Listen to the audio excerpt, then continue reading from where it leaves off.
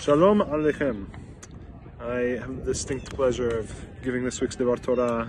I find myself in Prospect Park on a beautiful day, and I send a lot of bracha to all who are watching. Big thank you to Rabbi Dweck and Sina for organizing such a wonderful Devar Torah series, and kol hakavod to all involved in the Habura. Thank you so much for the learning. In this week's Parasha, we start off with the word Vayaqhel, and it's quite prominent to see this word because just this past week in Parasha Kitisa, this only other time we see this word. We see it in when the people come to Aharon. It says Vayaqhel ha'am al Aharon, and the people, they gathered against Aharon.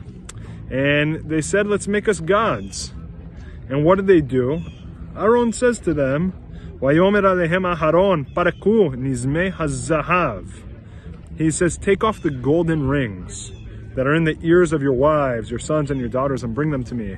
And we know what happens next. He throws them into the fire, and we see the Le'agiel that comes out, and at that point the brit is broken between Am Yisrael and Hashem, Kadosh Baruch Hu.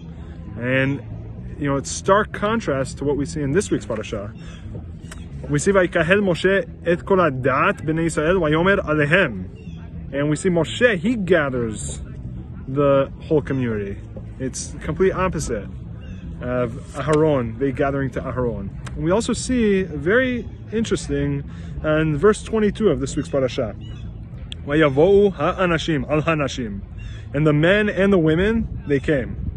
Kol nediv lev hevi u'hach v'nezem v'taba'at v'chumaz kokeli zahav v'chol ish asher heniv tenufat zahav la'Adonai. And what do? They bring all their brooches and their nose rings, their different rings and necklaces and buckles, all kinds of golden objects. Kol nediv lev, Kol Keli Zahav, and we see this stark contrast of, in the first, when they gather against Aharon, they bring just nose rings, and here, Moshe gathers them, and they know they've done wrong, and they bring so much more, everything that is gold. And in reading this, it made me think of Harambam in Shemone Perakim.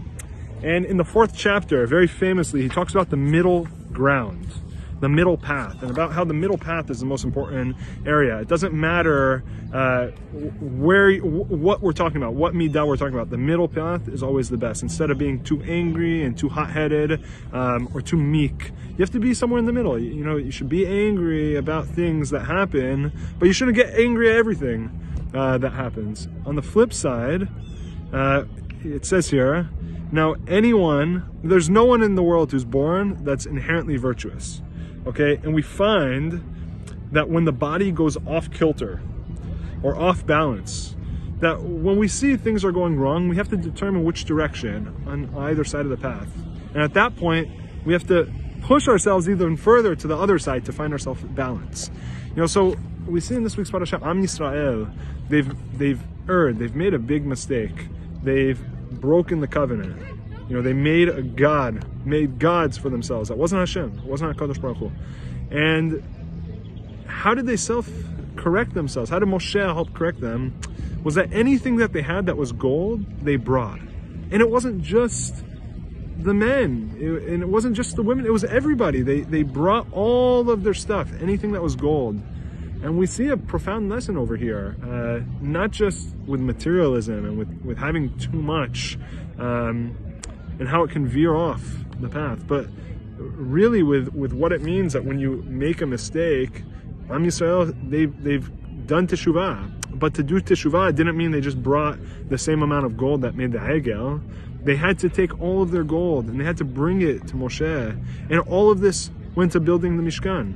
And so it's a very beautiful lesson for me to learn, that to think of the middle path, and ultimately all of us should strive to take the middle path. And for each of us to realize that when we see ourselves maybe going a little bit to one side, if we want to correct ourselves, we actually have to be extremists, at least for a little bit. And once we're extreme about it for a little bit, we'll find ourselves in the middle. Famously, the Rambam says a person who doesn't give tzedakah, for a little bit of time, they should give a lot of tzedakah. And a person who gives too much tzedakah, for a little bit of time, they should back off. Because you want to find yourself in the middle. You don't want to give too much, you don't want to give too little. Everybody according to their means. But the most important thing is to be in the middle.